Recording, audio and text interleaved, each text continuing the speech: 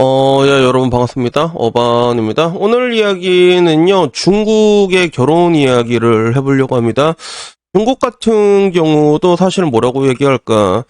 뭐, 제가 종종 하는 말로 대한민국은 유교의 쥗 같은 거랑 자본주의의 쥗 같은 것만 골라서 왔다고 얘기하는데, 그 유교라는 게 중국에서 온 거잖아, 따지고 보면. 그래서, 중국도 굉장히 골 때리는 분들이 많아. 굉장히 뭔가 보면 야만적이기도 하고, 미개해 보이기도 하고 그런 것들.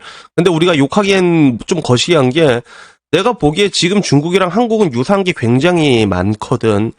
그리고 여러분들은 어떻게 생각할지 모르지만 난 특정 부분에 대해서는 한국이 중국보다 더 미개한 부분들도 있다고 생각을 하는 사람이에요. 물론 중국이 훨씬 더 많지, 그런 부분으로. 근데 이 결혼 문화가 중국이 조금씩 변하고 있는 게 있는데 이 부분에 있어서는 한국보다는 조금 낫지 않은가 하는 생각이 들어가지고 오늘은 달라진 중국의 결혼 문화, 그리고 요새는 맥도날드 허거집에서도 결혼을 한다고 하더라고, 중국이. 그래서 요런 것들이 일어난 이유와 그리고 이런 것들이 어떻게 진행되고 있는지에 대해서 얘기를 해보려고 합니다. 그라샤. 우선은 뭐 중국의 결혼 비용은요, 굉장히 뻑킹 헬이지 진짜. 그 한국 결혼 비용도 굉장히 높지만 중국은 어떻게 보면 평균 소득 대비 더 높은 수준이라고 보면 될 것 같아. 그래서 중국 같은 경우도 한국이랑 비슷한 게 부동산 자산에 몰빵했다가 부동산으로 지금 굴러가고 있잖아. 그런 부분들이 있고, 결혼할 때 그리고 신랑 측에서 집을 해야 된다. 이게 중국 쪽에서 넘어온 거거든, 사실. 그래서 사실 대만 같은 경우도 그런 문화가 남아 있었어, 옛날에. 근데 대만 같은 경우는 그런 부동산 가격이 대만도 올라가면서 지금 와서는 거의 반반하는 추세로 변하게 됐고, 중국 같은 경우는 그래도 아직까지도 막 남자가 이거 집해야 되는 거 아니냐 이런 게 아직까지 남아있는 걸로 모자라가지고, 오히려 이제 차일이라는 것까지도 이제 신부한테 돈까지 쥐어줘야 되거든. 이런 문화가 남아있단 말이야. 그래서 중국의 결혼 비용은 1인당 국민소득의 8배까지 올라갔어. 그래서 돈 때문에 출산도 꺼린다. 이게 2024년 4월 23일 한국경제가 올라오는 건데, 이 34만 400위안은 6,270만 원인데, 실제로 그 중국의 1인당 GDP로 봤을 때 뭐 1만 불은 넘어가잖아, 지금. 근데 중국도 이게 소득 불평등이 되게 심해. 되게 심한 나라라서, 그 예전에 그 진핑 형한테 리커창 총리가 뭐라고 야단 쳤어. 그 헛소리 하지 말라고. 중국 인민 6억 명이 한 달에 20만 원을 못 번다고. 극딜 한번 넣었다가 결국엔 숙청 당했잖아, 그치? 굉장히 열악하게 살고 있는데, 그걸 감안하면 진짜 말도 안 되는 결혼 비용인 거지. 그래서 이것 때문에 굉장히 많은 문제들이 생겼거든. 그리고 특히나 이제 중국 결혼 문화의 적폐라고 불리는 게 차일이란 말이야.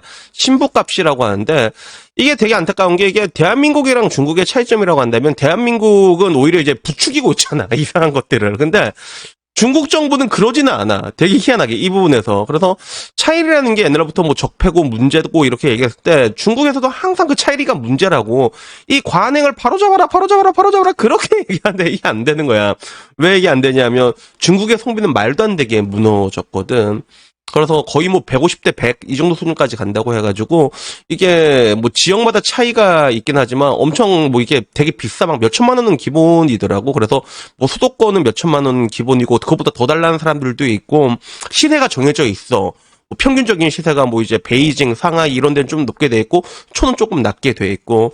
그래서 결국에는 이런 것들이 이제 자리 잡다 보고, 이게 바꾸려고 해도 정부에서도 바꾸려고 했는데 이게 안 바꿔지잖아. 그리고 중국 여자도 존나 빡시거든, 내가 봤을 때.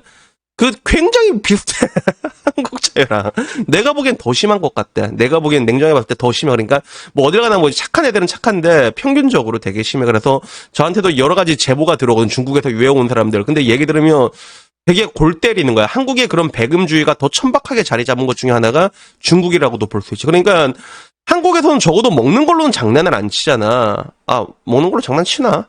근데 우리에서는 먹는 걸로 장난치고 그러는데, 중국 보면 막 이상한 걸로 다 장난치잖아. 먹는 걸로 다 오지게 장치고 그런단 말이야.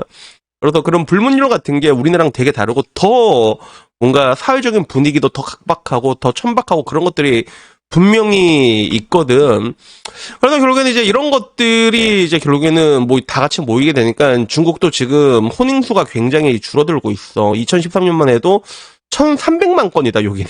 근데 그게 2022년에 사실상 반토막이 난 거야. 그리고 중국의 출산율도 지금 1.05까지 내렸어. 굉장히 빠르게 떨어졌거든. 1.05까지 떨어지게 된 거야. 그러다 보니까 지금 와서는 여기에 대해서 여러 가지 문제점들이 이제 스물스물 올라오고 있는데 되게 재밌는 건 뭐냐면 지금 와서 중국에서 이제 어떤 결혼식이 유행하고 있냐면 맥도날드 결혼식에 이런 게 유행하고 있다고 하더라고. 결혼 비용을 아끼자 이런 취지에서 뭐 정확히 말하자면 맥도날드라기보다는 되게 작은 결혼식이라고 할 수 있겠지. 뭐 하이디라고 결혼식 하이디라운이 뭐지? 허거집인가? 그래서 이제 와서는 이제 좀 변하기 시작하는 거야. 그래서 뭐 뒤에 SBS 뉴스에 나온 걸 보면 맥도날드 같은 데서 보면 결혼식 세트 같은 게 있대. 그런 걸 판대. 그래서 결혼 비용 2,000위안으로 줄이고 38만 원으로 그리고 아낀 비용으로 이제 뭐 그리스를 여행으로 간다라는 얘기도 있고 여기서는 허거집인 것 같은데 프랜차이즈 허거가 되게 많거든 중국에는.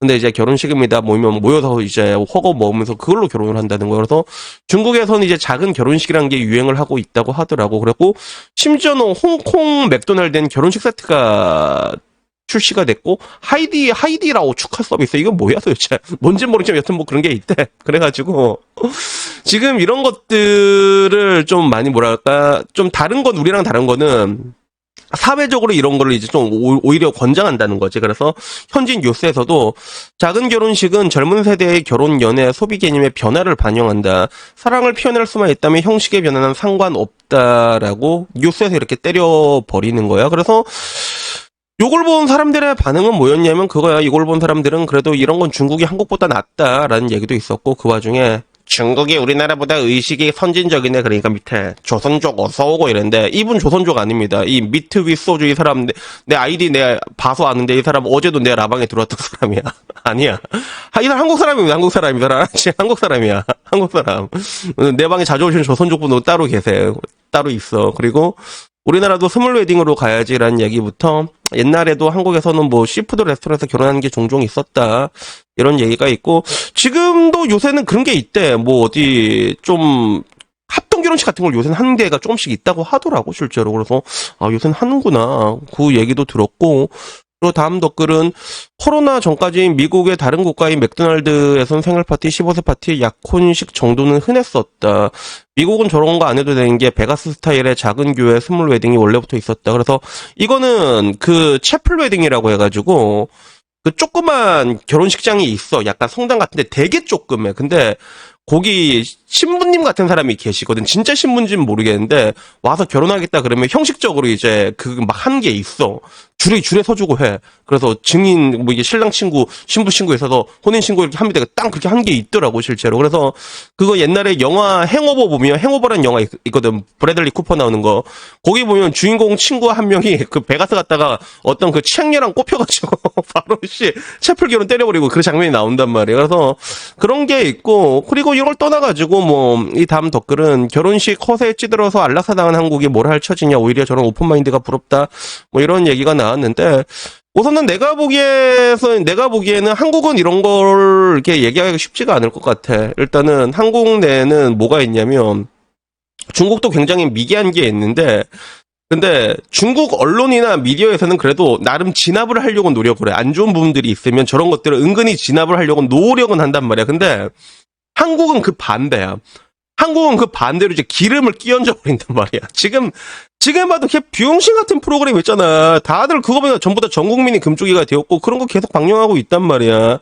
그래서 그런 언론의 미개함으로 봤을 때 난 사실 대한민국 언론, 미디어, 뉴스 뭐 이런 방송사 이게 훨씬 더 미개하다고 보고 있거든 난 사실. 그래서 한국에서는 저런 게 있으려면 내가 항상 말하는 게 그런 미디어나 언론 이런 게 기준금리가 된다고 하잖아. 그런 식으로 반영이 되는데 그게 쉽지 않을까라는 생각이 들고 그리고 저런 것도 어떻게 보면 한번 사회적으로 풀어주면 생각보다 쉬워지는 것들이 있는데 그게 한국은 항상 보면 뭔가 골마 터져야지만 변하게 되는 게 있는 것 같아. 지금까지 보면 지금 연금 개혁도 그렇고 골마 터지기까지 무조건 냅둔단 말이야.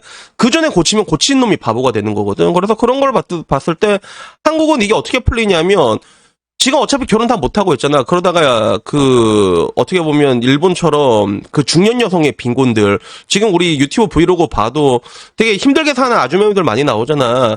그런 사람들이 죽는 게 사회적인 문제로 대두되기 전까지는 그때까지는 저게 안 풀릴 것 같아. 내가 보기에는 그래. 한국이 지금까지 했던 걸 보면 그때까지는 안 풀려. 그리고 여자들이 저런 거 있으면 어머 맥도날드 결혼요? 이거는 여권의 하락이다.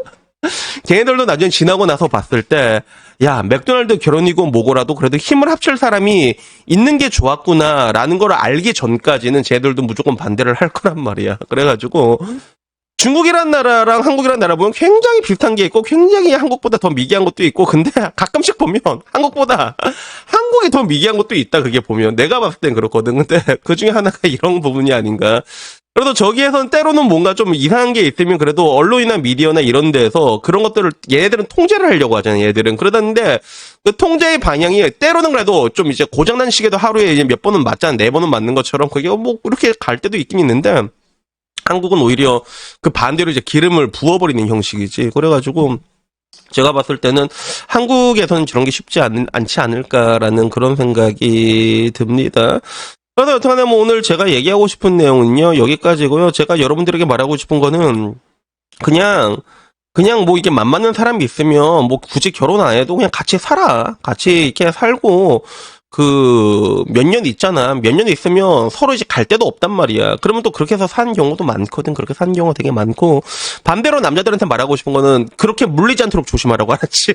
그래서 여자들한테는 그런 식으로 이게 좀 이렇게 스며드는 그런 침투력이 중요한데 남자들한테 내가 말하고 싶은 거 야 그런 거 절대 물리지 마라 알았지. 그래서 여자가 같이 살려고 하고 살림 합치려고 하잖아. 야 헤어져 알았지. 헤어져 알았지. 당해주지 마. 그런 거 강내주면 안 된다 알았지. 혼자 살면 개꿀이야 편해 알았지. 그래가지고 여튼 뭐 오늘은 제가 뭐 좀 재밌어가지고 중국 맥도날드 작은 결혼식에 대해서 얘기를 해봤고 다음에 뭐 조금 더 재밌는 이야기 있으면 그걸로 찾아뵙도록 하겠습니다. 이상입니다. 감사합니다. 그라샤.